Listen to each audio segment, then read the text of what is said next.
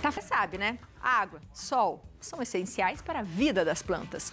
Mas com a chegada do verão, das altas temperaturas, começa também um período chuvoso, estamos nele.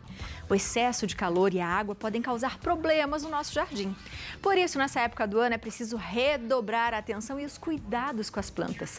Para falar sobre esse tema, a gente conversa com ele, paisagista Otávio Alves. Seja muito bem-vindo, Otávio. Muito obrigado, boa tarde. Boa tarde a todos de casa. Primeiro eu quero desejar um 2023 excelente para todos nós. Que seja um ano ainda sempre melhor. Eu sempre falo isso. Com todos os contratempos que a gente teve no outro ano, isso é normal, faz parte da vida. Que seja aprendizado e muito melhor daqui para frente. Muito melhor, que seja muito florido, que a gente renasça, sempre. Não é? Verdade. Agora, eu vou te falar, a gente gosta de chuva, Sim. Mas todo dia...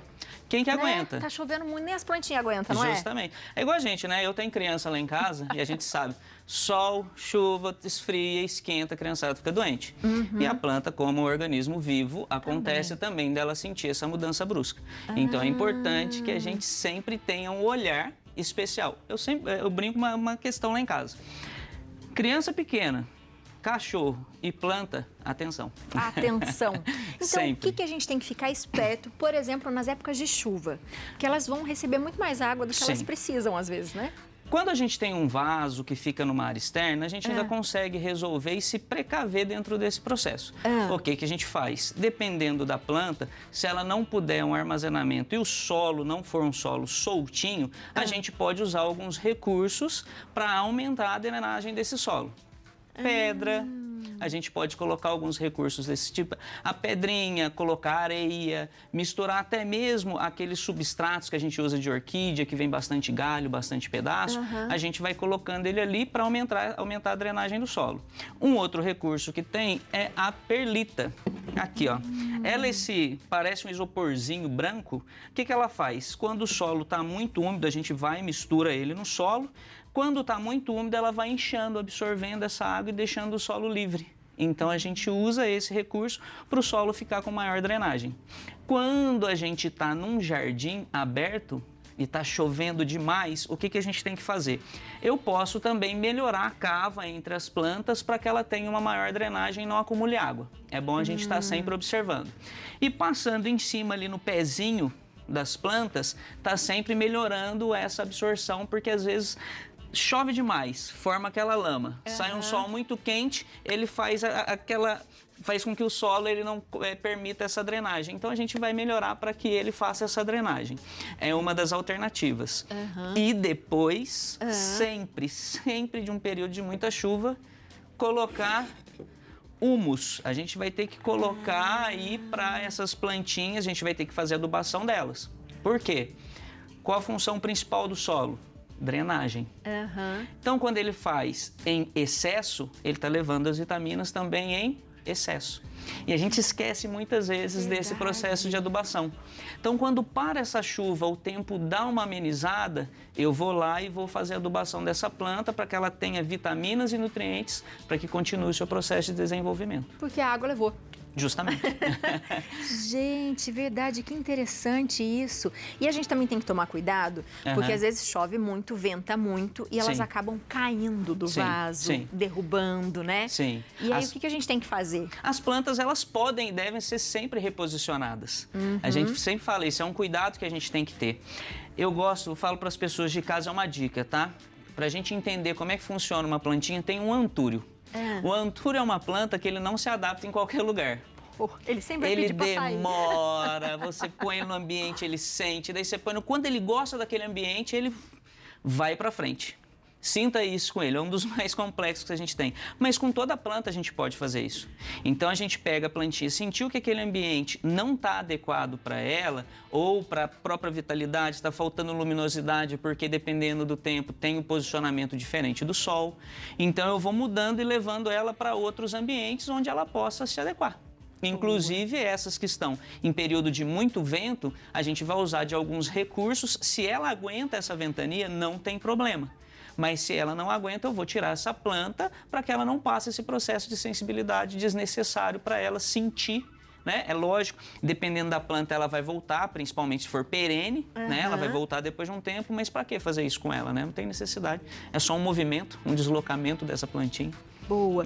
E aí, choveu, a gente fez isso, começou a melhorar o tempo. Sim. Só que aí o tempo, já como choveu muito, agora deu aquele sol de rachar.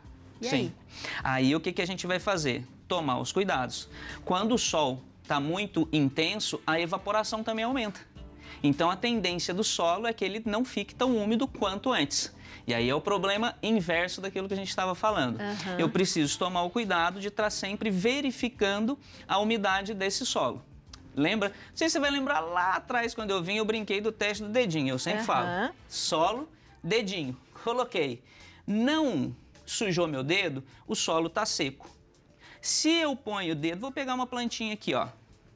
Se eu coloquei o dedinho, sujou, o solo está úmido. Então, eu já sei dessa umidade. É lógico que a gente também tem alguns recursos que a gente vai poder analisar para saber a quantidade de água que vai colocar nesse solo que está sequinho. Eu trouxe aqui um aparelhinho analógico, que é muito legal a gente ter em casa, custa baratinho. Eu, particularmente, não gosto muito do digital, mas é coisa minha, mas também tem. Que ele vai medir aqui a umidade, aqui a luminosidade do ambiente e aqui o pH desse solo. Então, a gente vai fazer da seguinte forma. Esse solo que eu trouxe aqui, um solo preparado, né? Vou colocar aqui para ver o índice de umidade dele. Aí ele vai demonstrar, daqui eu não consigo enxergar. Pode dar a Vou volta partilhar com você aqui. Ah lá, tá no vermelhinho, ou seja, ele tá seco. Ele não tem umidade.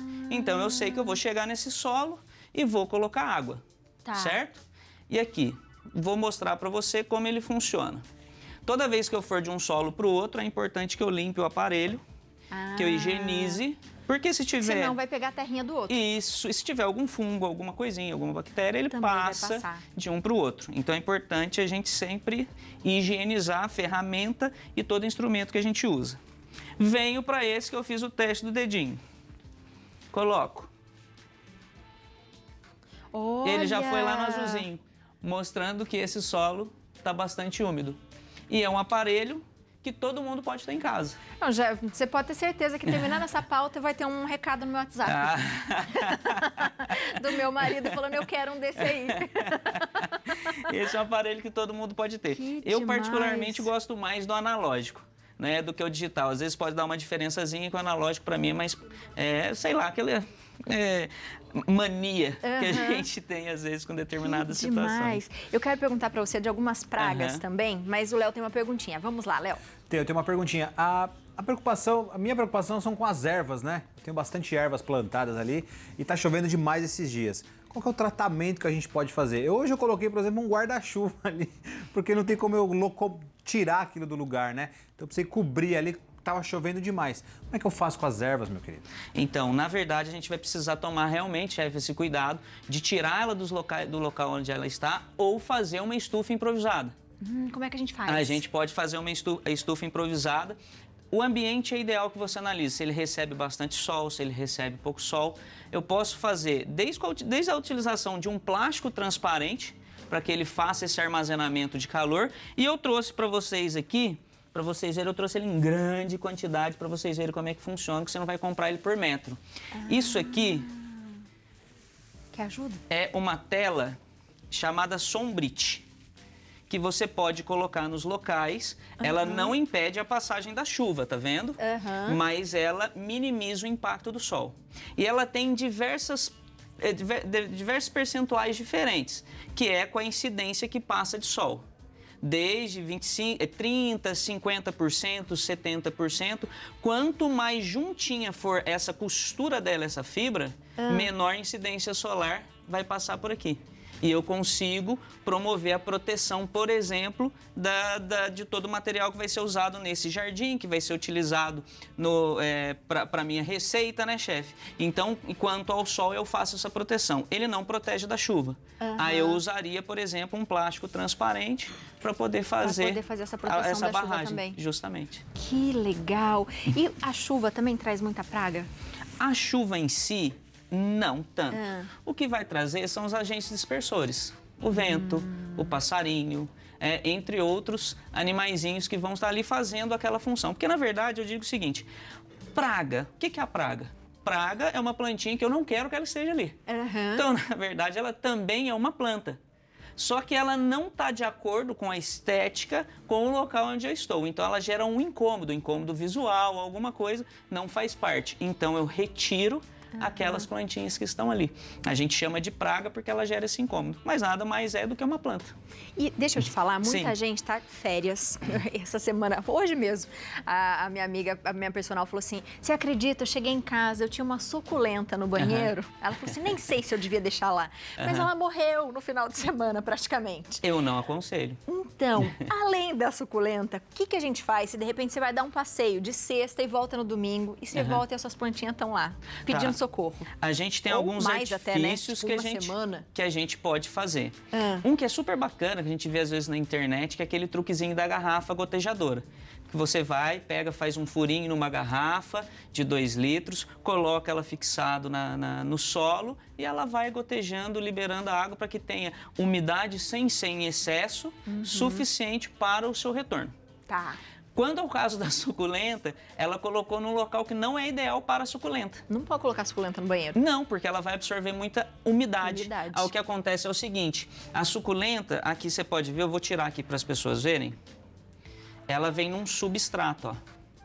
Esse substrato, ele tem menos nutrientes do que uma terra tratada e ele tem maior porosidade, fazendo assim com que a água não fique armazenada. Mas isso não quer dizer que não armazene essa água. E aí, o excesso que deixa o armazenamento de água se dá nessas folhinhas, por isso elas são geralmente gordinhas assim. E aí, quando ela começa a armazenar demais na raiz, o que vai acontecer? Vai sufocar, você acaba matando essa planta e ela tem mais água do que é o necessário para o desenvolvimento dela. Então, ela é uma planta de sol e com pouca água. Para pessoa que não tem muito tempo, cactáceas, suculentas, são excelentes para as pessoas poderem ter em casa. E na chuva, tirar ela de lá de fora. Tirar de lá. Porque senão ela vai afogar.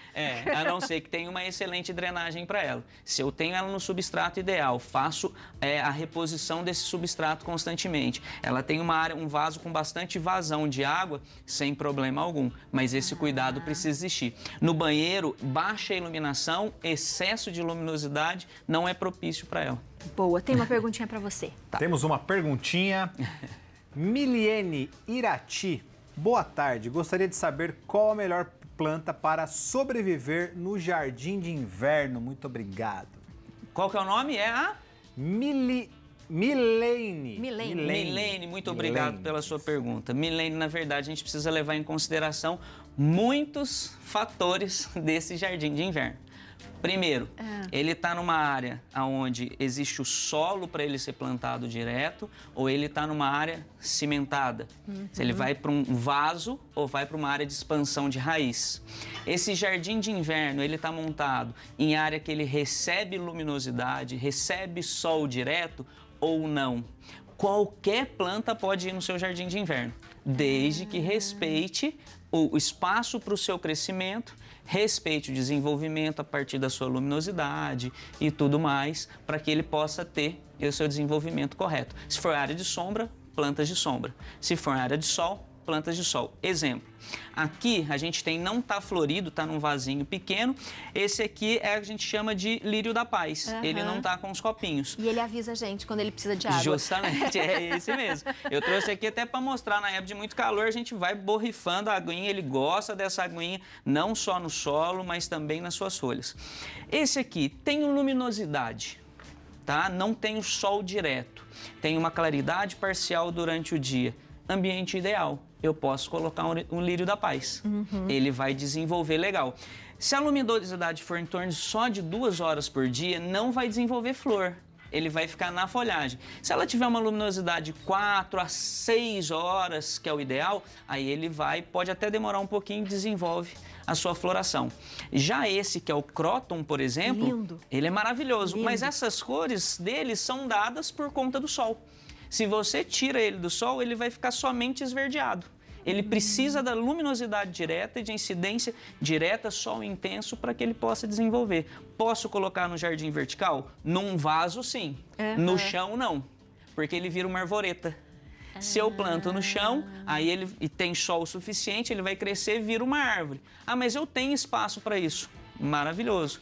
Tem jardim de inverno que eu indico, jardim Mossou, fica bambu moçô, que fica super bonito para ser colocado, que ele lembra muito um jardim japonês, é um tipo de bambu que ele vem todo torcidinho, tem uma folhagem super bonita e ele não gosta de muito sol, né? Então a gente tem algumas alternativas que podem ser, mas eu preciso analisar o seu ambiente. Pode mandar foto pro Clorofila que eu dou todas as dicas que você precisar. Perfeito. Então já aproveita e já faça isso, viu, Milene? Faz isso. Já manda foto para ele, pergunta, que ele já tá lembrando até seu nome aqui agora.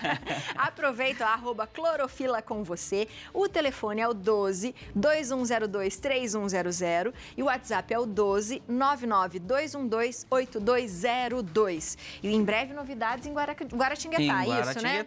Estaremos aqui, já estamos no processo de organização da nossa loja e a gente vai vir com bastante coisa boa para cá, para Guaratinguetá, para que a gente possa atender ainda mais a região, porque muita gente veio nos procurar das Taubaté, Pinda, então falando, vamos colocá-lo... Vamos ficar mais pertinho. Vamos chegar mais perto da turma para que a gente possa ter esse atendimento. Muito sucesso, viu? Obrigada, muito obrigado, viu? Eu que agradeço mais uma vez. É muito bom. Depois eu preciso saber desse aparelhinho aí, que é uma unidade, né? Vamos ficar de olho. Beijo, obrigada, Beijão. Viu?